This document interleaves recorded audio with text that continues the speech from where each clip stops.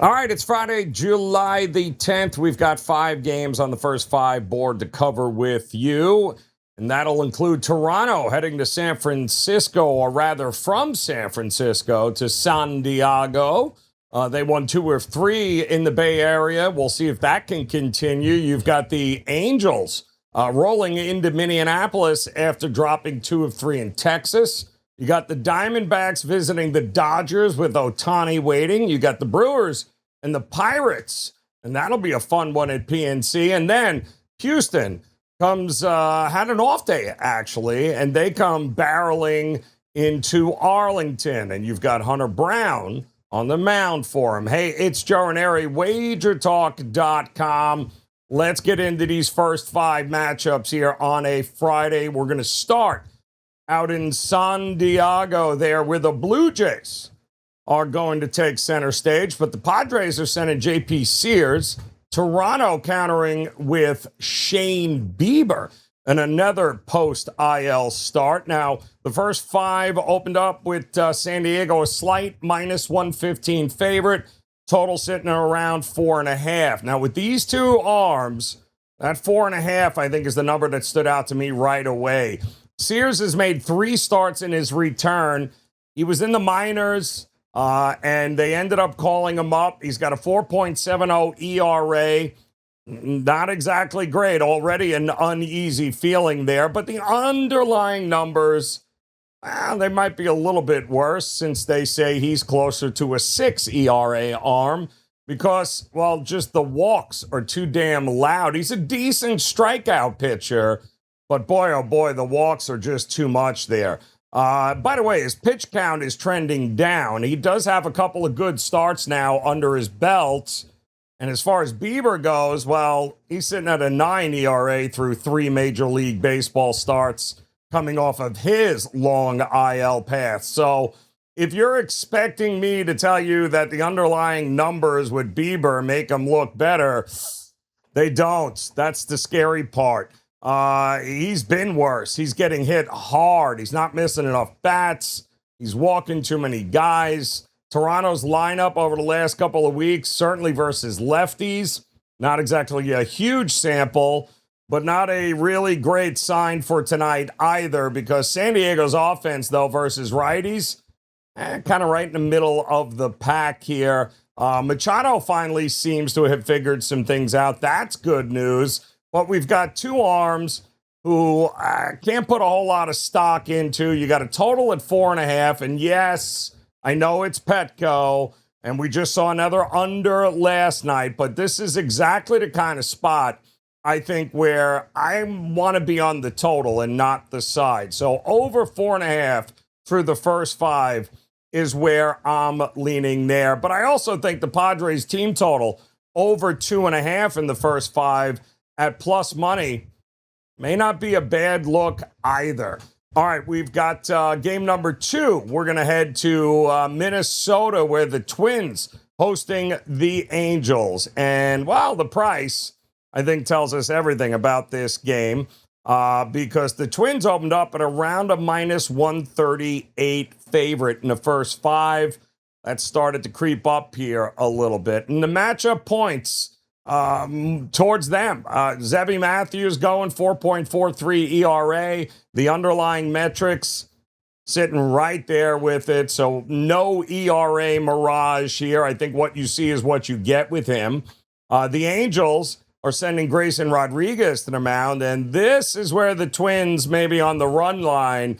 That interest is going to come from, because Rodriguez making that first MLB start in 26 days after coming back from lower back inflammation. Now, his last MLB start was June 19th. He exited after about 47 pitches, back problems. Don't know that any of this is going to help him tonight, because he's sitting on an 8 ERA across 6 starts to begin with. And what's underneath?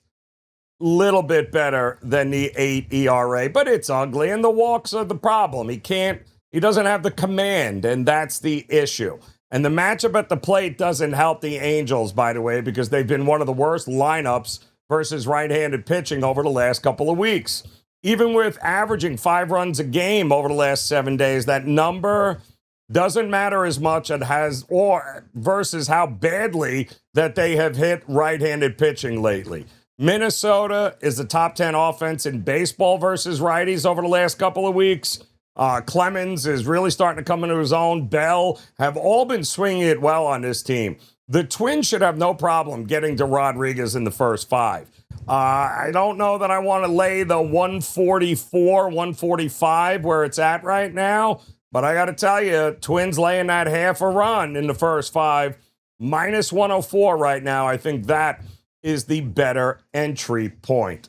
All right, we got a couple of more games that we're going to get to. Before we do, make sure you guys hit that like and subscribe button, become part of the WagerTalk TV family, and drop me a comment below. Tell me what your favorite first 5 play is tonight on the card, and what's your favorite first 5 pitching matchup here tonight. I'd love to hear what you guys think as we get ready to head to LA, because that's where Shohei Ohtani will be at home, taking on Eduardo Rodriguez, as the Dodgers opened up as a minus 250, 260 favorite in the first 5. And at that price, obviously, the money line is off the table.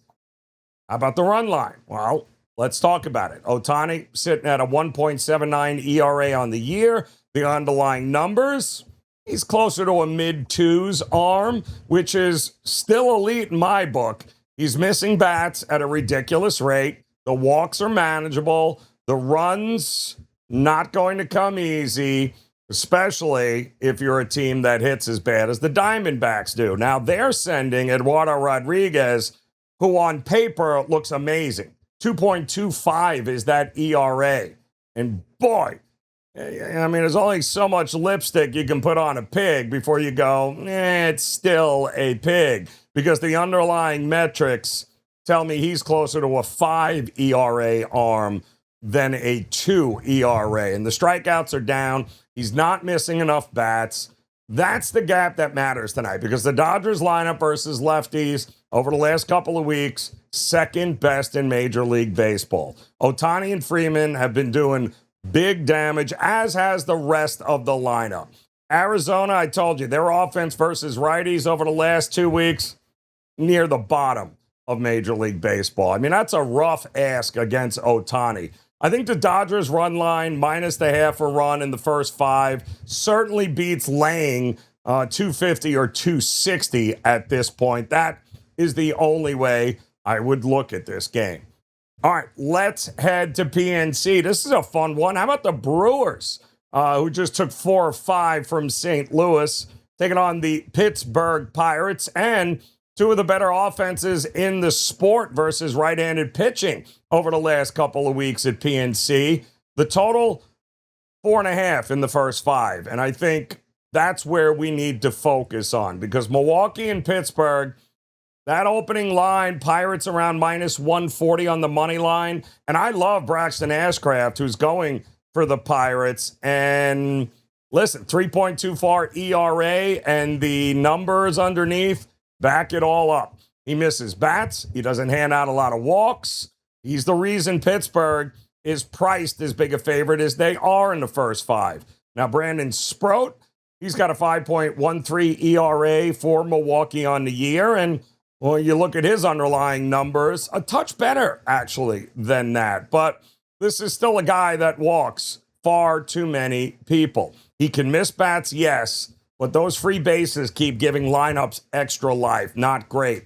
I think the total, though, is where I would look here, because both lineups have been mashing right-handed pitching over the last couple of weeks. Milwaukee's top 10, Pittsburgh's top 5. Milwaukee has a bunch of bats swinging it really well, especially at the bottom of the order. But Pittsburgh has been putting up nearly 7 runs a game over the last week. Reynolds, O'Hearn, Gonzalez, all swinging hot bats now. So we got 2 really good hitting teams right now. We got 1 starter who gives far too many free bases away. And we got a total sitting at 4.5. I think that's a little short. I think the over 4.5 in the first 5 is where I want to be. All right, we got one more game I want to get to here. It's going to be the Astros at the Rangers. But before I do, I want to invite you over to my page, wt.buzz/JR. Why? Got a couple of games locked and loaded in Major League Baseball here tonight. Also had a couple of plays in the NBA Summer League. Also ready to go here tonight, which is even more reason for you guys to take advantage of this buy 3, get 3 summer promotion. That's 6 days of all access. You get every play, every sport, all 5% top plays. That's the way to go, guys. That's the way to do it. Invest in the 6 days. Well, it's 3, really. You're buying 3 and you're getting 3 for free. And when the All-Star game gets here, obviously there won't be any plays included in that. So you know what? The package extends. So take advantage of that, guys. It's going to be a huge weekend. We're going to get a couple of days off next week for Major League Baseball, and then we're going to fire it right back up towards the end of the week. So buy 3, get 3. That is the way to go. And we're going to Arlington, where the Astros and the Rangers are going to do battle here. Houston sending Hunter Brown into Texas, and, well, the first 5 line opened up minus 160, 158. It does sit at 152 now, so we have seen a little bit of money come in towards the Rangers. But listen, Brown, now that he's back, not a problem missing bats. But he, too, is another guy that was on the shelf, comes back. Command is a problem. He's walking far too many hitters. And then you got Cal Quantrill, who's sitting here with a 3.35 ERA.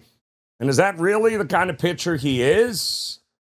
Well, Brown's at a 3.38 on the year, and the underlying metrics there, 3.42. So again, no mystery here. We know what Brown is. The question with him is the walks and the rust and the command. Because when a guy gives away that kind of traffic, the first 5 can flip in one bad inning. And his last start, that box score is ugly. 6 runs in 4 innings. But my goodness, the only thing worse than that were the errors that his teammates committed in that game. It inflated the number. Wasn't all on him. Cal Quantrill, though, for Texas, again, 3.35.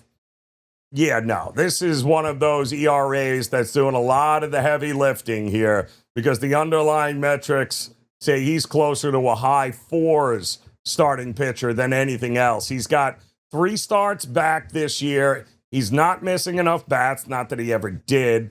And he's got a matchup problem here against a Houston lineup that has been swinging it real well. Now, the Rangers' offense versus righties, look, they had struggled up till about a couple of weeks ago. And over the last week, they have picked it up in a big way. Now, the roof's going to be closed there at Globe Life tonight. And to me, this comes down to liking Brown more than Cal Quantrill. I think Houston maybe on the run line in that first half. Not a bad look. I don't want to lay $1.60, but I'll get closer to even money if I lay that half a run with Houston in the first 5. And there you got it, guys. Friday, 5 games, 5 first 5 looks. Don't forget to hit that like button and subscribe button. And don't forget, drop me a comment below. Tell me what your favorite starting pitching matchup is here tonight for the first 5. I certainly hope that you guys appreciate this, as we want to take a lot of ways to look at Major League Baseball over a 162-game season. I happen to prefer to take out as much variance as possible when it comes to betting in this sport. It is the ultimate grind. I don't trust bullpens. I trust our look at starting pitching. And this gives you a different way to approach the games without having to know everything and anything and try to figure out whether bullpens or late game heroics is somehow going to sneak into the equation. So I hope you'll hit the like and subscribe button. I hope you will plan on coming back and joining us again next week. While sure, the All-Star game and the All-Star break will be here, but we will resume our first 5 editions beginning on Thursday and Friday of next week. So I hope you'll come back and enjoy us. Hope you'll visit WT.Buzz JR. Grab that buy 3, get 3 package right now over on my page, WagerTalk.com. Let's make it one hell of a profitable weekend here, as don't forget, football is just around the corner. Best of luck. Enjoy the weekend. We'll see you again next week here on Wager Talk.